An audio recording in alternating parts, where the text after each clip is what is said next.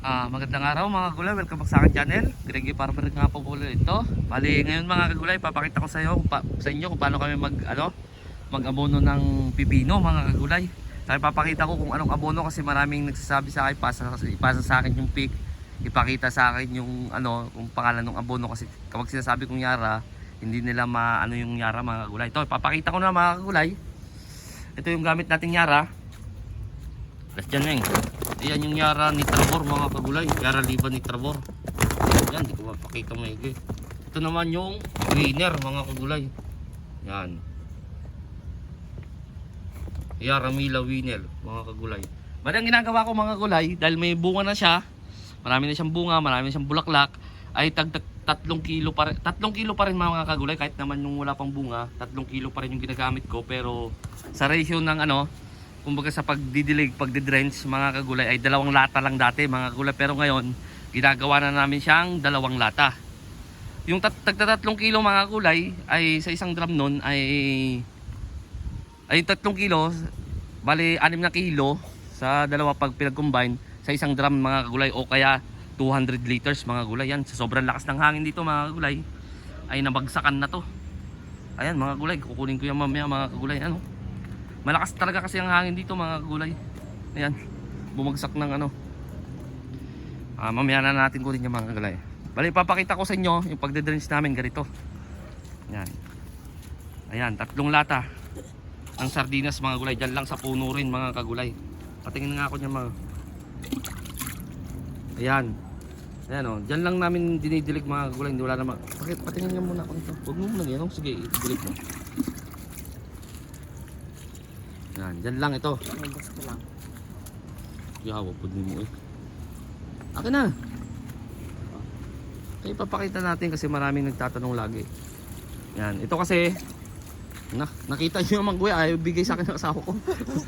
Ayan mga kagulay, 3 lata yan. Balang ginawa ko, yung 3 lata nilagay ko dito na yung tubig mga gulay, o kaya pa kaya ganyan ng niya. Kasi kapag kapag lata ng sardinas ang gagamitin niyo ay sandok ng sandok. Kaya ang ginawa ko, ako ng Coke 1.5, nilagay ko dyan yung yung equivalent ng 3 lata para isang sandok lang, tapos isang dilig ng ganon mga kagulay, para mas mabilis. Kasi may bunga na nga siya, pero nung wala pa siyang bunga mga kagulay ay 2 latang ginagamit ko, pero ganun pa rin yung kilo ng abono mga kagulay sa isang drum. Yan, papakita ko sa inyo yung pinagaluan ko. May mga bunga na kasi siya mga kagulay. Ayan, yan, dito manipis banda lang kawawa sa hangin yun dito mga kagulay. Ayan, may mga bunga na siya mga kagulay. Yan, papakita natin. Yan, pinakita ko na yung mga kagulay yung pag-aabono. Pinakita ko na rin yung abono mga kagulay. Marami kasing nagchat sa akin na ganun nga, pakita daw yung mismong sako. Yun, pinakita ko na sa inyo mga kagulay. Ito, ayan. Yan, nahalo namin dyan. Nung una yun mga kagulay, siyempre calcium nitrate, 1 lata lang, 2 beses. Tapos pangalawan ay di ba bali 1 linggo yun mga kagulay, kasi 3-4 ang ko doon sa pag-aabono mga kagulay. 3 days. Hindi naman 3 days kasi hindi naman to pinunla mga kagulay, direct seeding to. Yung ko na siya, na-down na siya. Yun, nagsimula na ako doon, tapos 4 days yung pagitan mga kagulay, tapos lingguhan na siya mga kagulay.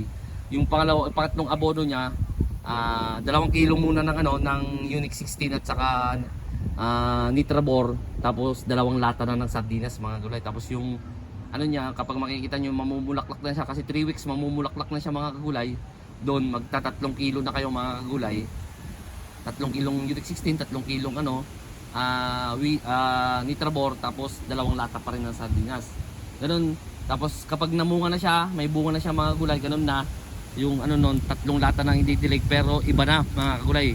Tatanggalin na natin si Unique 16, papalitan natin siya ng Yara Mila Yara Mila winner mga kagulay. Yun ang ipapalit doon sa Unique 16. Ganun lang ang style ko sa pag-aabono dito mga kagulay, kasi may mga bunga na nga siya. Kawawa yung natin sa paghangin-hangin mga kagulay. May mga bunga na kasi siya, tapos marami na siyang mga bulaklak mga kagulay. Yan ang ating pag-aano dito mga kagulay. Yan siya. Nakuha lang din sa tiyaga mga kagulay, kahit sobrang hangin. Yan na siya. Yan, marami siyang bulaklak kaso yung nga mahangin lang talaga dito mga kagulay. Yan, bali asahan nyo na sunod-sunod na ako, araw-araw na ako mag-update sa inyo dito sa bali tatlo pa lang naman 'tong tanim natin eh. Bali tatlo lang siguro ay pang-apat yung yung okra, hindi na natin napupuntahan. Napupuntahan naman pero hindi natin na-update sa inyo, hindi ko na-update sa inyo. Kasi ganoon na lang ang style ng pagtatanim namin dito. Salit-salitan na lang, kaya tulad dito sa ampalaya dati dito pinagpahinga namin, although di namin binukal, pinagpahinga na namin siya ng ilang yan siya, tataniman namin kapag nakapagtanim kami ng kasunod na itong pipino doon, kasi magtatanim kami ulit yung pinaliwanag ko sa inyo na hindi na kami magtataniman ng maramihan, pero asahan yung sunod-sunod na mga gulay, yung kumbaga wala na siyang putol sa harvest mga gulay. Pero dito siguro may putol kasi hindi pa namumunga na siya, wala pa kaming pasunod.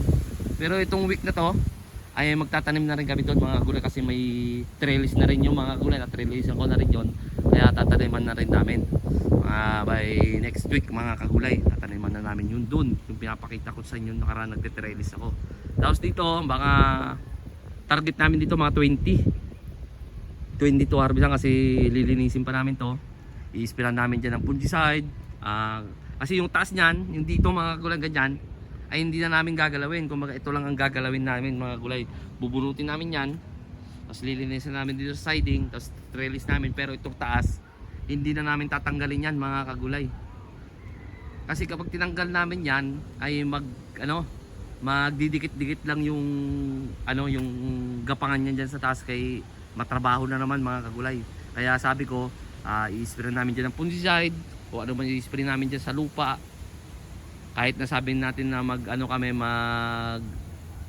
parang sapat na lang namin tatanim, pero pa rin ang fungicide dyan, tapos